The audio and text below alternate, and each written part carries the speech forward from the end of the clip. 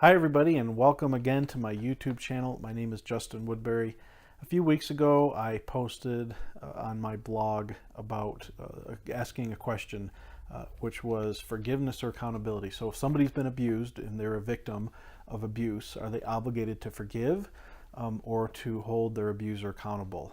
And I said that I would weigh in on it. And the simple answer to that question is yes, right? You forgive and you hold the abuser accountable. And it got a lot of responses. Jessica said both forgiveness and accountability. Forgiveness gives the wronged party the ability to have an element of control over a situation where they many times didn't have one.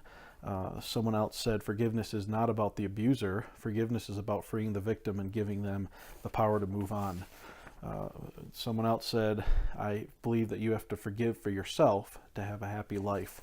So great responses from people. Thank you for commenting on that. I also asked about whether or not it was ever the victim's fault and didn't get as much of a response on that, but I realized that I was kind of opening up a can of worms by asking that. But I asked those questions on purpose. I already had an opinion on that, but I just wanted to see where other people drew the line on those different things. And to me, it's a simple answer. Again, the answer is yes, you both forgive and hold accountable. But I think there's a lot of churches out there that don't teach that. And I don't know why I was fortunate enough to grow up and experience all these different situations, but I'm going to talk about them in my book and also in my YouTube channel.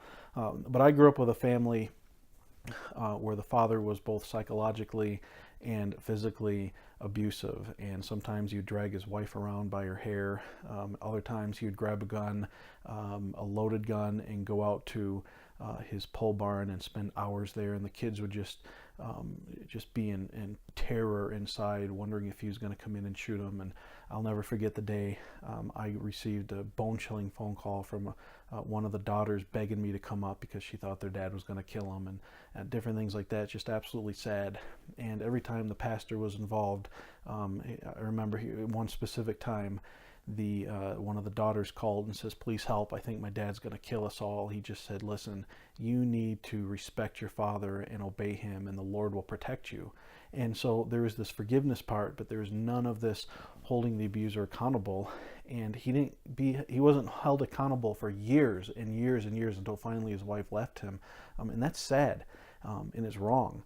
And so it is both forgiveness and accountability, but a lot of times we talk about only forgiveness, and then the accountability is something that the church just makes up depending on who they decide to hold accountable. So it is forgiveness and accountability. As far as, is it ever the victim's fault? I am going to say absolutely not. And we can get into what's the definition of a victim and different things like that. But I'm talking about a young person or even an older person that's abused by an authority, and they're a victim of abuse, whether it's physical, sexual, psychological. It doesn't matter. If they're a victim of that, it is not their fault.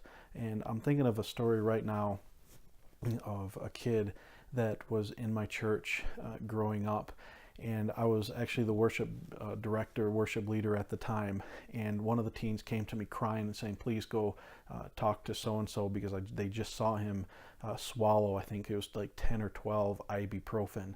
And so I ran up to the kid and I'm like, hey man, what's going on?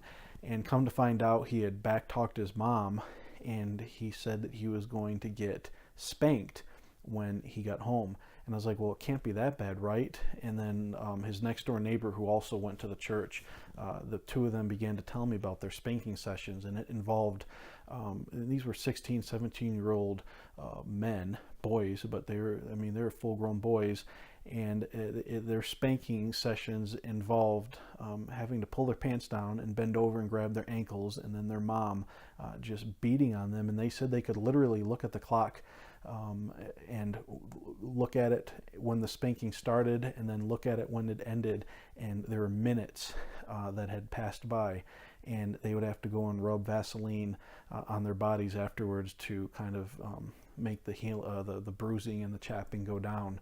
And the reason the kid had taken 12 ibuprofen is because he was thinking that it might numb the pain. I was so disturbed by that.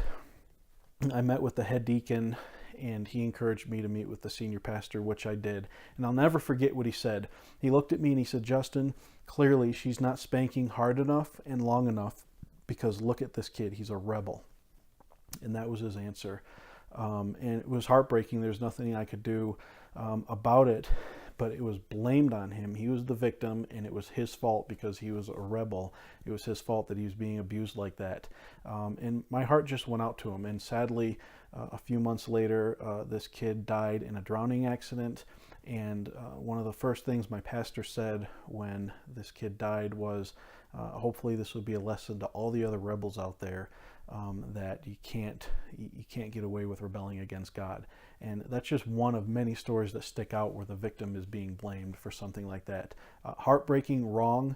And if you're a victim out there, and if you feel like you've been blamed or that it's your fault, it's not. Please know that it's not your fault if you're a victim.